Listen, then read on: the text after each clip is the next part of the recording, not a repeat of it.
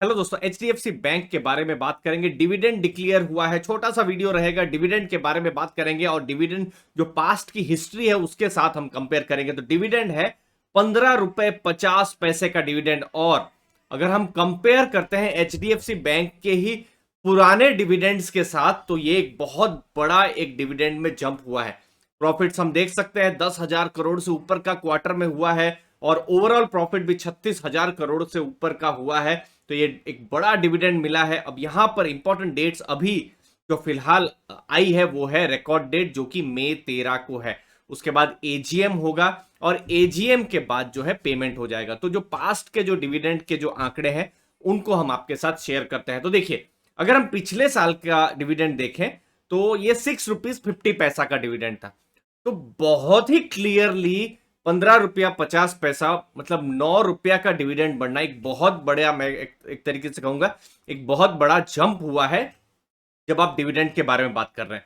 अब यहां पर इंपॉर्टेंट है 2020 में जो था तब कोई भी डिविडेंड नहीं दिया गया था। इनफैक्ट किसी भी बैंक ने नहीं दिया था क्योंकि तभी पेंडेमिक आया था, अनसर्टेनिटी थी, लॉकडाउन हो गए थे। तो आरबीआई ने बैंक्स को कहा था कि अब डिविडेंड आप मत दीजिए। तो इसीलिए किसी भी बैंक की तरफ से डिविडेंड उस समय में नहीं आया था। अब ये थोड़ा सा डेटा, अभी का डेटा थोड़ा कंपेरेबल नहीं है क्योंकि 2019 में जो है स्प्लिट हुआ था, सब डिवीजन हुआ था। तो इसीलिए मैं कंपेरेबल करने के लिए अभी का जो डिविडेंड है जो कि 15 रुपए 50 पैसे का है, मैं पिछले जो डिविडेंड के साथ कंपेयर करने के लिए मैं करूं तो मैं स्प्लिट का, अगर समझ लीजिए स्प्लिट नहीं हुआ होता तो ये डिविडेंड की अमाउंट इसकी डबल हो रही होती क्योंकि 1 का 2 हुआ था।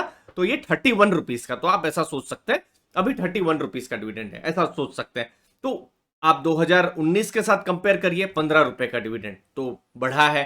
13 रुपए का डिविडेंड डबल डबल से भी ऊपर, 11 रुपए का डिविडेंड डबल से भी ऊपर। तो एक बहुत बड़ा एक डिविडेंड ये हुआ है। आई थिंक आपको मैं समझा पा रहा हूं क्योंकि ये कंपेरेबल नहीं है, ये स्प्लिट हुआ था। इसीलिए मैंने अभी का जो 15 रुपए 50 पैसे उसको मैंने इंटू 2 करके 31 कर दिया है। तो 31 कर दिया है, या फिर आप इनको भी आधा कर सकते हैं। दोनों तरीके हैं, ऐसा कोई बहुत बड़ा तकलीफ नहीं है। 15 का आप 7.5 भी कर सकते हैं, तो 7.5 का भी अभी 15 50 भी कर सकते हैं। तो आप कैसे भी करके कैलकुलेशन कर सकते हैं। बट एक चीज बिल्कुल समझ में आ रही है, एचडीएफसी बैंक ने भले ही बहुत रिजल्ट तो अच्छे दिए हैं लेकिन रिटर्न शायद नहीं दिए हों एक साल में। चाहे वो आईसीआईसीआई बैंक के कंपैरिजन में रिजल्ट बहुत अच्छा रिटर्न नहीं आया हो, लेकिन एक डिविडेंड आया है, एक अच्छा डिविडेंड आया हुआ है। और इंपॉर्टेंट डेट मई 13 को भी है।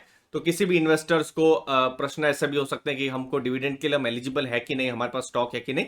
तो यहाँ पर एक अच्छा खासा टाइम है, तो उसको भी आप ध्यान में रख सकते हैं। बाकी आपके कहीं पर भी डाउट्स होंगे, क्वेश्चंस होंगे, कमेंट सेक्शन में पूछते रहिएगा। और इंपॉर्टेंट डेट्स आएंगी तो वह हम आपके सामने लेकर आएंगे आपके चैनल अर्ली फाइनेंशियल आजादी में। धन्यवाद आपके समय के लिए। थैंक यू वेरी मच दोस्तों।